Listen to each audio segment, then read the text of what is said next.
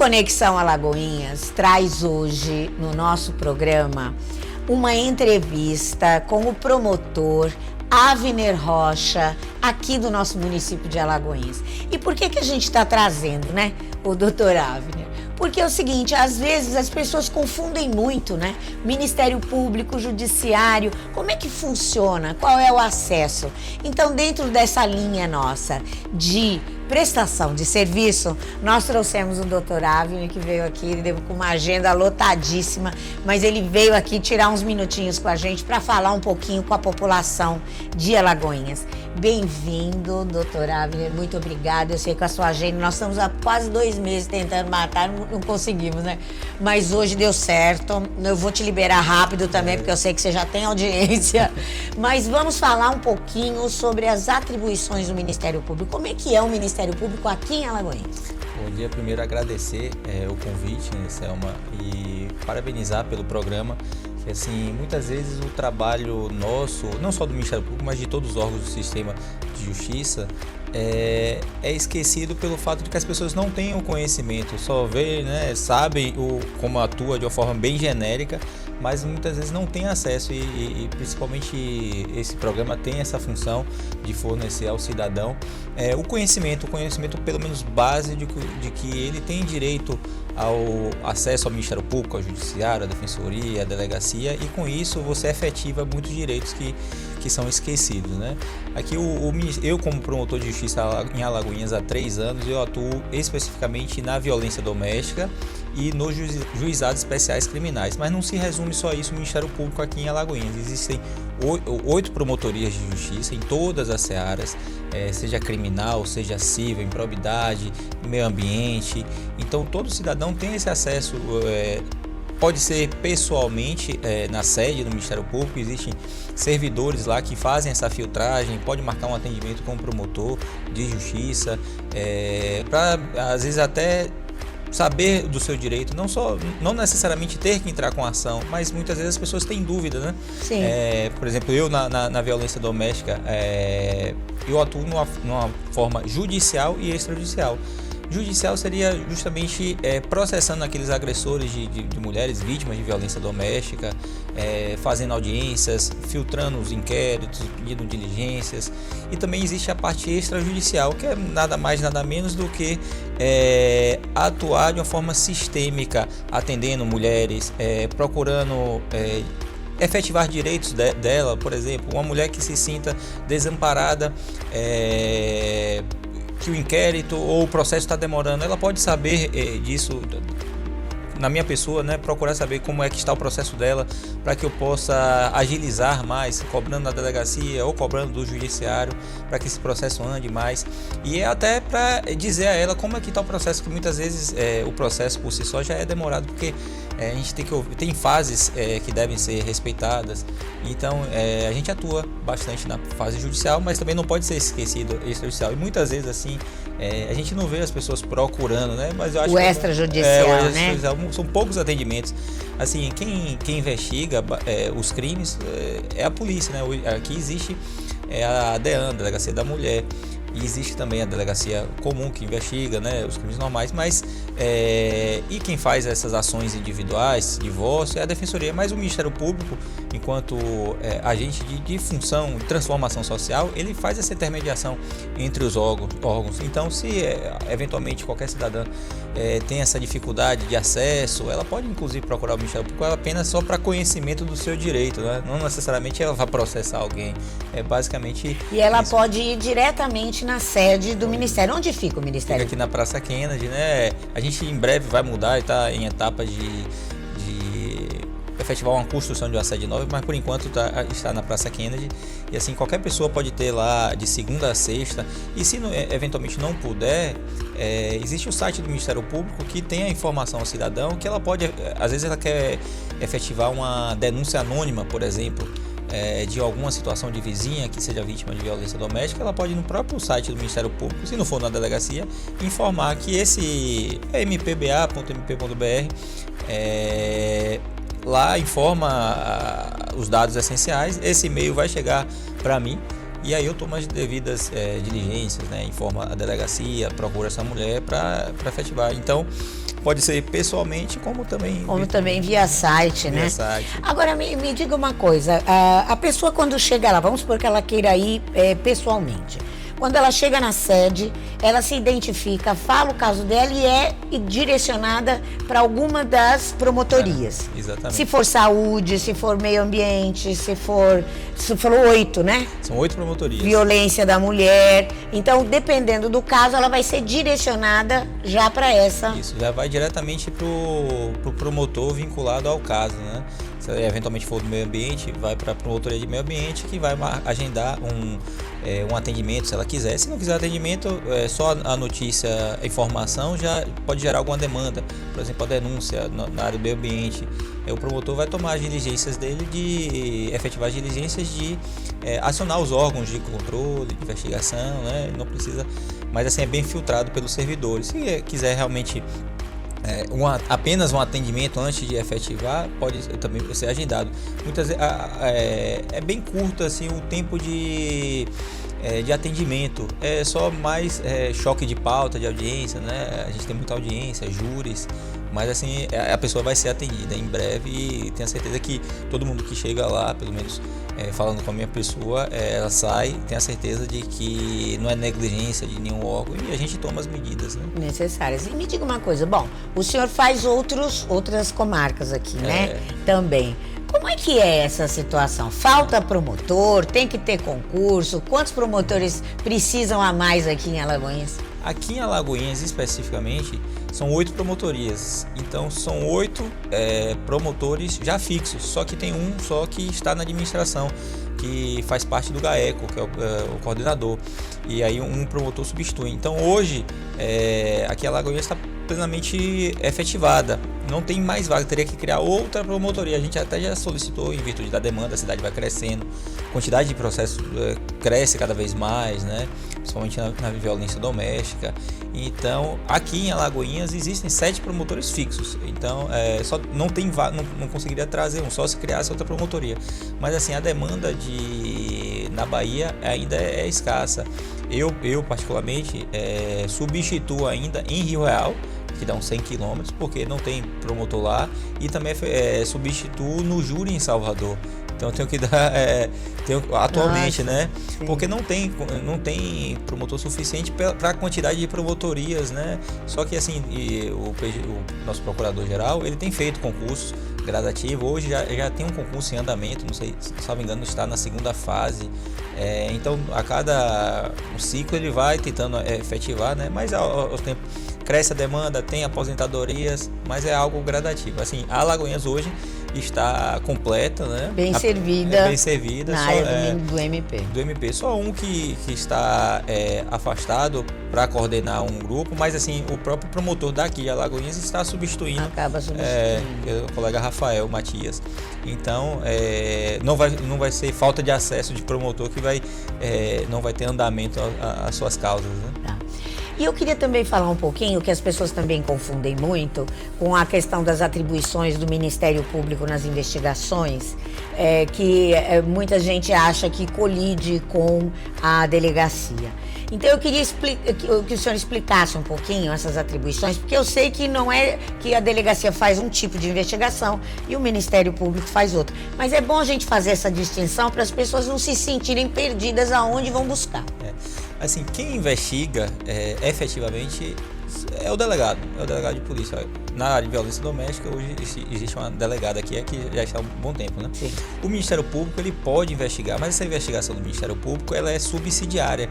Então, geralmente quando se vê, são investigações complexas, não desmerecendo as outras investigações, é porque cabe à delegacia. Só que o Ministério Público, ele faz o controle dessa investigação do delegado. De que forma? Por exemplo, se o delegado investigou e mandou para o Ministério Público, ele pede e achar insuficiente para oferecer uma ação ou para arquivar, ele pode pedir para o delegado fazer novas diligências, ouvir mais alguém. Então ele faz esse controle externo, se o processo se a investigação está demorando. Então ele atua sobre esse inquérito. Então, assim, se demorou esse inquérito, a própria parte interessada pode procurar o Ministério Público, que o Ministério Público solicita o andamento, né? Pergunta como como é que está e Por cobra. que está demorando? Exato. Não. Porque muitas vezes tem investigações complexas e a demanda também na delegacia é alta. É alta. É altíssima. Por exemplo, na violência doméstica aqui, acho que no Brasil todo, né? Depois da Lei Maria da Penha, as mulheres começaram a ser mais efetivadas em seus direitos, então elas procuram mais as delegacias, são casos que eram subnotificados, então precisa de uma demanda de mais delegados, de mais investigadores, que gradativamente vai crescendo. E o grande filtro, né, o grande gargalo é a quantidade que chega e que... Mas assim, por exemplo, na justiça, apesar da quantidade, a gente tem audiência aqui todas as semanas, de segunda a quinta, às vezes segunda a sexta, envolvendo violência doméstica e outros crimes. Eu atuo diretamente com o Dr. Luciano e assim, já há um andamento muito melhor e qualitativo dessas ações penais. Essa semana mesmo, eu fiz audiências de processos que eu tinha denunciado nesse ano, em 2025, na violência doméstica. E às vezes acaba já em uma audiência só. Muitas vezes as pessoas não são localizadas, aí dificulta o andamento, né? Mas assim, tem melhorado bastante a rede, principalmente na justiça. A gente tem trabalhado também na esfera extrajudicial. É claro que com o tempo, né, e tudo muda, né? A sociedade ela é muito dinâmica, né? E esses crimes aumentam e se diversificam, né? Exato. Cada dia a gente vê uma coisa diferente. Com relação à violência doméstica, o senhor que já está há 3 anos, né, atuando especificamente aqui em Alagoinhas, o senhor acha que cresceu? A sensação que se tem é que cresceu, porque as últimas notícias, né, acabam... Cresceu ou não? Ou estava sendo subnotificado? Meu entendimento é uma soma de fatores. O caso que era subnotificado, isso é fato. As pessoas não tinham... Antigamente não tinha uma delegacia especializada na mulher. Então, quando você tem uma delegacia especializada, por isso por si só já dar mais conhecimento que aquela mulher pode ir de fato a uma delegacia, e também são casos mesmos que vão aumentando. A gente tenta fazer um levantamento nessa seara para saber os motivos, né? Muitas vezes assim, pelos processos que chegam para mim, quando a mulher vai numa delegacia e registra uma lesão corporal, na maioria das vezes ela fala que não foi o primeiro caso, então tinha assim 2 ou 3 casos subnotificados. Se ela foi uma vez só, sim, então era para pelo menos ter uns 3 ou 4 inquéritos, né? Mas ela só foi uma vez. Então eram casos que eram subnotificados, que se cresce mesmo. Acho que tem um levantamento que na Bahia o número de feminicídios aumentou, não sei se foi nesse primeiro semestre, em 4%, relativo ao ano passado. Então, não só a subnotificação, mas também a questão social, econômica, diversos fatores, né, que contribuem para o aumento. Mas assim, tenho certeza que o que está ao nosso alcance, né, de denunciar, de pedir a prisão, ou eventualmente quando essa pessoa deve responder o processo de liberdade, às vezes tem monitoramento eletrônico. Então aqui em Alagoinhas tem um monitoramento eletrônico e na nova reforma da Lei Maria da Penha deu prioridade ao monitoramento eletrônico nos contextos de violência doméstica. Então o juiz, ao dar uma medida protetiva, ele tem que justificar por que ele não está dando essa monitoramento. Exato. Então é tudo para proteger a mulher, para que não aconteça, né, casos piores e maiores, até chegar a um feminicídio. Então, e a impressão que a gente tem, né, vendo, a gente que acompanha, né, bastante essa questão da violência contra a mulher, é lei em cima de lei, A lei não está dando conta, não é? E aí é o que a gente vem discutindo aqui, eu falei com o doutor Luciano também, falei com a doutora Daniele, que é assim, quer dizer, nós temos que encontrar também outras formas, né? Porque a lei não está dando conta. Nós vamos passar a editar leis e mais leis. Não que somos contra, muito pelo contrário, as leis têm que vir aí para coibir, né? Mas qual seria o caminho, gente? Eu sempre digo que a lei, por si só, não vai resolver todos os problemas. A lei tem que vir do fato. Se o fato não muda, não adianta ter a lei. Só a lei na área criminal, ela vai servir apenas para punir aquela pessoa e para dar aquela sensação para todos que aquela pessoa foi punida. Assim, mas quando a pessoa quando o criminoso, quando uma pessoa comete um crime, não tem, se ele quiser cometer, não vai ter lei que impeça ele, né? Recentemente eu fiz um caso, acho que foi semana passada, de feminicídio, foi até recente, foi de Salvador, já com a nova lei. Aumentou antigamente a pena de um homicídio, feminicídio, ele recebia de 12 a 30 anos. Aí existiu a mudança da lei que começa em 20 anos. E era um rapaz que tinha condição financeira, era mercante, foi condenado a 54 anos por feminicídio. E assim, será que a lei impediu essa E ele tinha um relacionamento de mais de uns 20 anos. Era no dia do aniversário de namoro com a esposa. Deu 44 facadas na esposa. Mas será que a lei impediu dele cometer? Ele tinha... financeiramente era bem razoável, ele tinha conhecimento, né? A lei por si só não impediu que ele fizesse, né? Ele foi punido, né?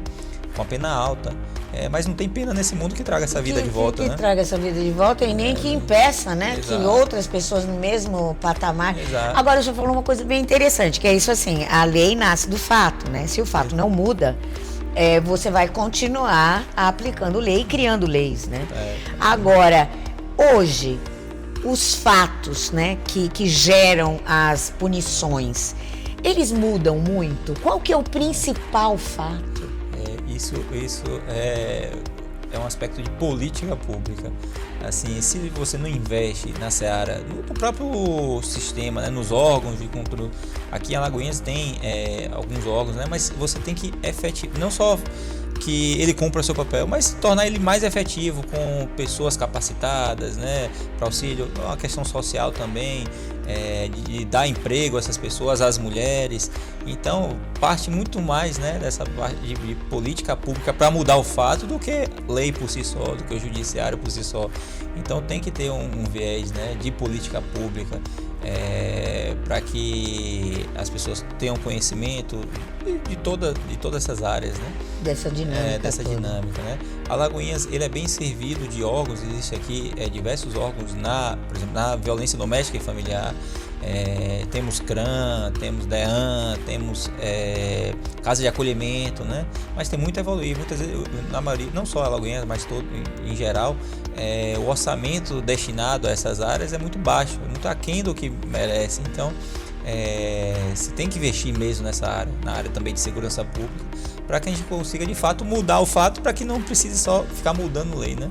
E o fato? Qual que é o principal fato? Qual é a principal causa de não só o feminicídio em si, mas aquilo que vai evoluindo, né? As lesões corporais leves, graves. É social, econômica, são todos os fatos, cada caso, mas geralmente em feminicídio realmente aquela pessoa mesmo que já vem dando sinais ao longo do tempo. Por exemplo, ciúme, essa coisa mais emocional, controle. Exato, nesse caso mesmo a pessoa geralmente dá sinais. Por minha experiência, né, na área, geralmente as pessoas já dá algum sinal. Esse caso mesmo, que foi condenado a 54 anos, salvo engano, acho que foi 19 anos de relacionamento que tiveram, e ela falou que desde os 15 anos que começaram a se relacionar, ele já agredia ela.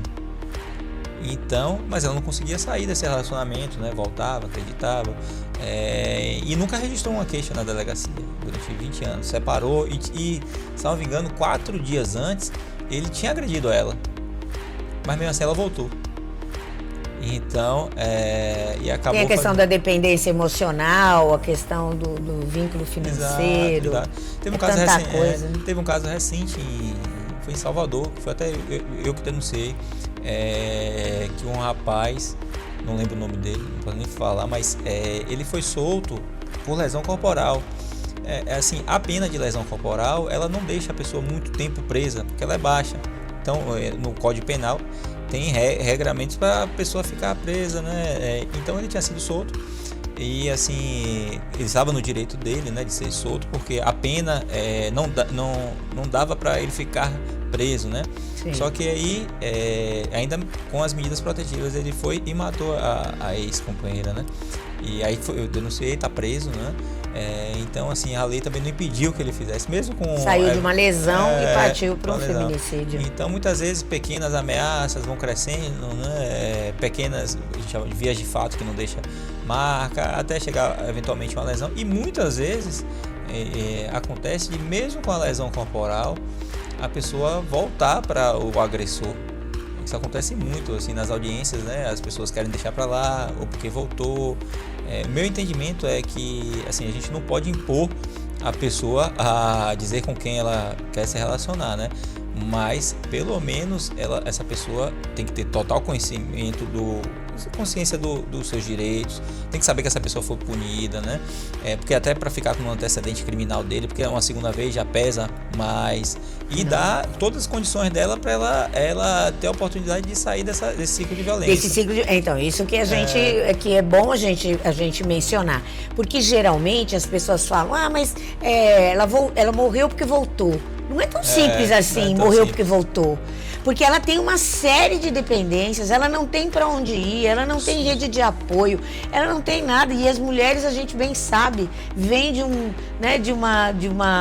uma relação social que foi fincada no patriarcado. Exatamente. Não adianta, se a gente ignorar isso, não basta dizer que a mulher voltou. Exatamente. Né? Isso e aí é que entra a questão de política pública. Política né? pública, são questões sociais, às vezes tem filho, é questão de dependência econômica. Então a gente tenta dar, pelo menos o Ministério Público, dar conhecimento, acionar os órgãos, né, que efetivamente podem contribuir nisso, né, para que se evite, né? Mas assim, geralmente as pessoas dão sinais, né? O agressor dá sinais. É o que a gente tem batido muito ultimamente, né? Todo mundo que trabalha com violência contra a mulher, e até as palestras, né, que a gente faz lá na OAB, para o pessoal das universidades, é isso. Gente, atentem aos sinais, porque a gente precisa se preservar nesse sentido, né? Agora, me diga uma coisa, o senhor acompanha o trabalho do Itamar com os homens, né? Que faz um trabalho de trabalho com os homens já condenados nos processos. Como é que o senhor vê esse trabalho? Eu acho um trabalho espetacular, inclusive acho que ganhou o prêmio nacional. Ganhou. E assim, foi uma briga minha, pessoalmente, briga no bom sentido. Sim. De que esse fosse um serviço público perene aqui em Alagoinhas, né? E graças a Deus hoje está perene porque teve fase de descontinuação, e ele faz um trabalho com os agressores. Então toda pessoa todo agressor, né, que receba uma medida protetiva, o juiz aqui determina que ele frequente esse grupo reflexivo, que é gerido por Itamar. Então são encontros com o psicólogo e um grupo de psicólogos, e a defensoria também faz esse trabalho, né? Para trabalhar esses agressores, para que de alguma forma não se trabalhe só a vítima, né? Mas que a gente também mude a realidade desses agressores, para que eles não voltem, né, a cometer novos crimes e tenham feito resultados excelentes. Tanto que ele mesmo confidenciou que quando houve esse encerramento temporário do serviço, muitos dos agressores procuravam serviços para saber quando é que iria voltar. Então, buscando realmente ajuda, serviço, né? Então, a gente, como eu falei, a gente não pode determinar que uma mulher vítima de violência retorne para o seu agressor, mas a gente tem que dar esses mecanismos, e um desses mecanismos que aqui em Alagoinhas tem é o grupo reflexivo, né? Esse grupo reflexivo é muito bom, a gente também está acompanhando esse trabalho, inclusive eu trouxe aqui também para falar sobre ele, porque assim, hoje a gente tem plena consciência que você não resolve não, porque essa palavra resolver nem cabe, né? A gente não consegue atacar o problema se a gente não colocar homens e mulheres juntos. Exato. Nós temos que trabalhar essa parte também com os homens, porque sem eles nós não vamos resolver também do outro lado. Exato. A gente pode estar superando um problema, mas a gente pode não estar evitando que ele faça com outra pessoa. Com outra pessoa, e a gente não consegue resolver. E agora me diga uma coisa, nós temos uma rede aqui, vamos falar um pouquinho da rede. Essa rede é composta de quantas instituições?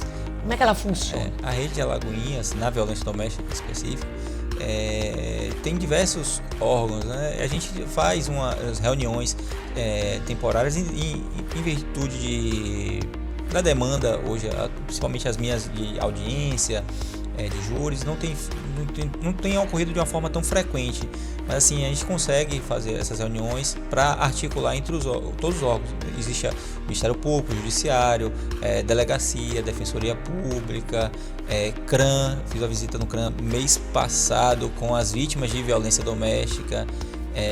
Temos o CREAS também, que ajuda. Temos a Patrulha Maria da Penha aqui, que faz parte da Guarda Municipal. Não sei se vocês sabem, a Guarda, né, com a patrulha, ela faz visitas periódicas para aquelas vítimas de violência doméstica que estão com medida protetiva, para saber se está tudo bem, se o agressor está procurando. E eles mandam um relatório para mim mensalmente: tantas mulheres foram atendidas. Até essas mulheres podem ligar para a Guarda pedindo, né, que tem uma suspeita de que está rondando a casa. Eles vão lá na localidade. Para apurar. Exato. Temos uma casa de acolhimento para mulheres. A casa de acolhimento é vinculada às sedes? Sim. Então, tem a OAB também, não vai esquecer da OAB. Temos a OAB, temos vários. Se eu me esqueci algum aqui, me desculpa, mas são vários, assim. Só que é aquela coisa que eu falei no começo, estamos bem assistidos de órgãos, só precisa de mais investimento em todos os órgãos. Eu também faço a minha culpa, né? Precisa investimento também no Ministério Público para que a gente consiga atender toda a demanda. Então não é só a delegacia, não é só o CRAN, né? Todos os órgãos precisam de investimentos, né? Para que eles atuem de uma forma mais efetiva. Eu me lembro que teve uma das reuniões, inclusive que eu participei, que nós estávamos falando sobre a questão do monitoramento eu não sei se eram celulares. O botão do pânico. O botão do pânico. Como é que ficou isso? Foi para frente, não foi? É preciso? É um desejo meu que se tem aqui em Alagoinhas. Nas últimas reuniões a gente conversou com a prefeitura. Já existiu aqui tem um tempo, né? Mas esse contrato acho que foi encerrado, não deu certo. A gente fez uma reunião e foi uma solicitação minha para que tivesse. Eles estavam em tratativas com essa empresa. E eu estou cobrando, né? Vou ter outras reuniões para ver se a gente consegue em um curto período ter, porque é bom que exista esse botão do pânico, porque às vezes a vítima de violência doméstica não dá tempo de ligar, né? Então, se ela tem um botão efetivando essa chamada para uma polícia militar ou pela guarda, isso consegue que resguarde a vida dela, né? E muitas vezes não tem sinal de telefone em zona rural, então o botão também ele consegue em determinados lugares sem sinal chamar a força policial que esteja ali na região. Exato. Quer dizer que ainda estão em tratativas. Aqui em Alagoinhas, assim, pela minha experiência, a quantidade de descumprimento de medida protetiva é muito pouca no universo de medidas protetivas. Eu não tenho exatamente, mas eu tenho certeza que é menos de 10% ou até menos de 5%. Com o que chega ao nosso conhecimento, né? Então, assim, justamente reflexo dessas medidas, né, também, né? Da própria medida protetiva em si, do grupo reflexivo, da Patrulha Maria da Penha, dos órgãos de apoio. Então, o ideal é que não tivesse nenhum descumprimento, né? Claro, zero, né? Exato. O ideal do mundo é que não precisasse nem a lei dizer que você precisasse distanciar de uma mulher que você foi, né, o agressor. Mas assim, a lei está aí para isso, né? O senhor me disse agora assim no início da entrevista que o senhor está fazendo, né, visitas nessas instituições que pertencem à rede. Essas visitas acontecem por quê e para que elas vão implementar o trabalho do MMP? Nessas reuniões, né, que a gente tem aqui, eu me comprometi a fazer uma visita a cada órgão. Eu já tinha feito essas visitas, né? Mas assim, é bom fazer com certa frequência para saber como é que está a rede, né? A infraestrutura, para saber se está faltando alguma coisa. Muitas vezes o próprio Ministério Público consegue ajudar com os acordos de não persecução penal. Aqui já aconteceu, eu já fiz doações em alguns inquéritos de menor complexidade. Aquele autor ele pode pagar ou dinheiro ou doar bens para alguma instituição. Então o intuito dessas visitas é justamente saber como é que está funcionando a rede, se está faltando algum contato com outro órgão ou com o Ministério Público, para que a gente tente de alguma forma resolver. Muitas vezes é falta até de comunicação entre um órgão e outro, né? E saber das deficiências mesmo. Melhorar o fluxo, né, de informação entre os órgãos. Eu fiz no CRAN mês passado. Esse mês eu estava agendado para ir na Guarda Municipal, só que não foi possível, mas assim, acho que depois do São João já vou. mas cada mês meu objetivo é visitar, né, para saber como é que está, se está completo o quadro, né, para que a gente também possa cobrar do poder público a efetivação daqueles órgãos. Certo. A título de curiosidade, eu não sei nem se o senhor tem esse número, mas me diga com quantos processos o senhor está trabalhando hoje em violência doméstica? Hoje? Eu não sei a quantidade exata, mas assim, a quantidade... Por exemplo, tem audiência todas as semanas aqui, né? Segunda a quinta, basicamente. Inquérito chega... Não dá para saber a quantidade, mas, por exemplo, eu atuando em Alagoinhas, com o Rio Real tem uma demanda alta, tinha o maior número de processos do Ministério Público, somando os dois lugares, então é uma quantidade muito alta, né? Mas assim, está regular, né? E muitas vezes é represada pela dificuldade do sistema em si, né? De você localizar testemunhas, mas eu não sei a quantidade exata não. A doutora Daniele esteve aqui, ela falou um número assim, falou assim, olha, nós estamos lá com uma média de 3 mil, mil processos, deve ser meio que por aí mesmo. E aqui em Alagoinhas temos um juiz, né, excelente, muito efetivo na área também de violência, em todas as áreas, mas ele conseguiu regularizar a segunda vara criminal, o doutor Luciano, e aí todos os processos que chegam até mim, de fato vão ter um início, meio e fim, tenho certeza, independente do resultado, se seja condenação ou absolvição, tenho certeza que o doutor Luciano é muito ágil nesse sentido. Então, ele conseguiu já enxugar esses processos antigos. Então, cada vez menos a gente está trabalhando com processos antigos, né? Que é muito difícil. Eu fui fazer um júri ontem, foi até adiado, mas de outra cidade, que era um caso de 1995. Olha. Ficou parado muito tempo na delegacia, 31 anos depois. Como é que você vai julgar uma pessoa 31 anos depois, né? Fica até meio sem sentido você pedir uma condenação, né? Nesse caso específico, né? Tem casos e casos, mas nesse caso específico é porque realmente demorado muito a investigação, né?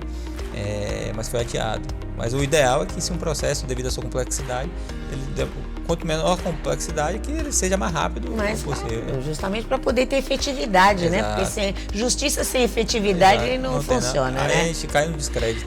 Cai no descrédito. E agora, caminhando para o final, eu gostaria que o senhor olhasse ali para a sua câmera e dissesse para a população de Alagoinhas o que pode esperar do Ministério Público. Primeiro, já terminando aqui, eu gostaria de agradecer, né, novamente o convite, e que toda a população de Alagoinhas se sinta abraçada pelo Ministério Público, não só na fase judicial, entendendo que o Ministério Público processa as pessoas, mas que também se sintam abraçadas na esfera extrajudicial, ou seja, que sejam atendidas, que procurem o Ministério Público. Muitas vezes a gente só consegue solucionar alguns casos em virtude desse acesso que a população tem, né? A gente trabalha com processo, mas tem muitos casos que tem fatos ali ao redor que a gente não sabe. Então, uma pessoa que eventualmente viu ou presenciou uma violência doméstica ou na rua ou do seu vizinho, procura o Ministério Público. Não precisa, às vezes não tem receio de ir numa delegacia para colocar o nome, pode ir pelo site, manda essa denúncia para que a gente evite algum caso, independente da gravidade, né? E tenho certeza que não só da minha pessoa, mas como todos os promotores aqui são muito atuantes, então tenho certeza que vão ser atendidos, vão ter seu caso, não que seja solucionado, porque não pode prometer solução, né, que tem diversos casos, mas que tenham pelo menos uma posição, que se sintam de fato abraçados pelo Ministério Público. Que eu sempre, desde a minha posse, eu falei, independente do cargo que você exerça, a gente tem que ser um agente transformador social. Pode ser promotor de justiça, pode ser um guarda, então todo mundo tem que unir os seus esforços, né, para que a gente consiga mudar alguma coisa na sociedade, mudar o fato, né? Mudar o fato. A lei não nos cabe, né? Exatamente. E assim, com essa declaração, com essa posição do Dr. Avner, nós vamos terminando o Conexão Alagoinhas, lembrando, como já lembramos anteriormente, que a comunidade tem que participar. Não basta apenas reclamar, não basta apenas se queixar de algo que não foi feito. Há problemas, mas nós, enquanto comunidade, nós temos também que sermos agentes transformadores. Vamos procurar os órgãos, vamos cobrar dos órgãos os nossos direitos. Não vamos apenas ficar sentados só reclamando e falando mal. Não, vamos atuar, porque aí é só da atuação que nasce a mudança. Até o próximo programa.